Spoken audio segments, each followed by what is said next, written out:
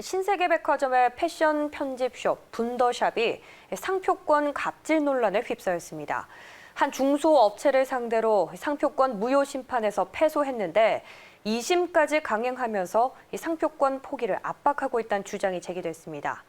이외에도 이 분더샵의 분이란 단어 하나만 포함된 중소업체들에게 경고장까지 보냈습니다. 도대체 어떻게 된 일일까요? 이유진 기자가 그 내막을 들여다봤습니다. 신세계와 1년째 분쟁 중인 분더키친 손주희 대표.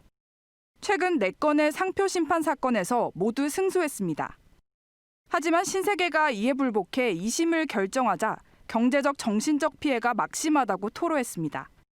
심판에 소요되는 비용으로만 수천만 원 이상이 되기 때문입니다. 그런데 애초에 분더샵이 있지만 분더키친이 문제가 없다 해서 상표권을 내줬던 거거든요. 근데 그거를 6년간 사용하고 있는 건데 이제 와서 분이라는 그런 일반 명사를 사용했다는 이유로 이런 소기업에게 계속 이런 타격을 주고 있는 거죠. 네. 지난 2014년 창업한 분더키친은 수제청, 착즙주스 등을 판매하며 연매출 3억 원을 기록하고 있습니다. 상표명으로 아주 좋은이라는 뜻의 단어 분과 주방이라는 뜻의 더 키친을 함께 사용하고 있습니다. 신세계를 둘러싼 분더샵 상표권 논란은 이번이 처음이 아닙니다. 앞서 신세계는 지난해 말 아이돌 그룹 BTS 소속사인 빅히트 엔터테인먼트와도 상표권 분쟁에 휘말렸지만 법적 소송 직전 분더샵의 앞글자를 딴 상표권 BTS를 포기하겠다고 밝힌 바 있습니다.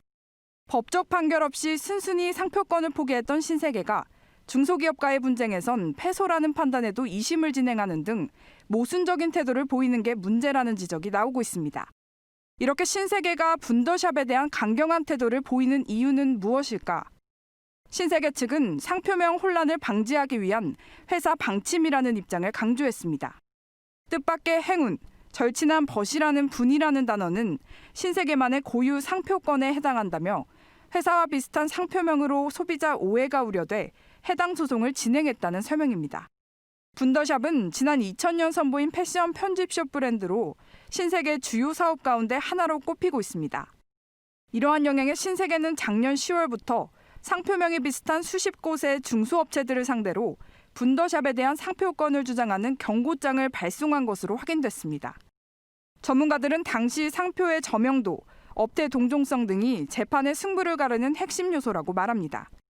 하지만 너무 유명한 상표 같은 경우에는 상품 달라도 그러니까 예를 들어서 뭐 프라다다 그러면은 치킨집에도 권리 행사가 가능한 것처럼 그런 게 가능한데 그 정도로 분더샵이 저명하냐 이제 그게 가장 큰 쟁점이긴 하거든요. 그래서 삼성, 애플 등 유명 브랜드가 아닌 단어 한 글자가 똑같다는 이유로 타업종 상표에 소송을 제기한 부분도 결국은 무리가 있다는 설명입니다.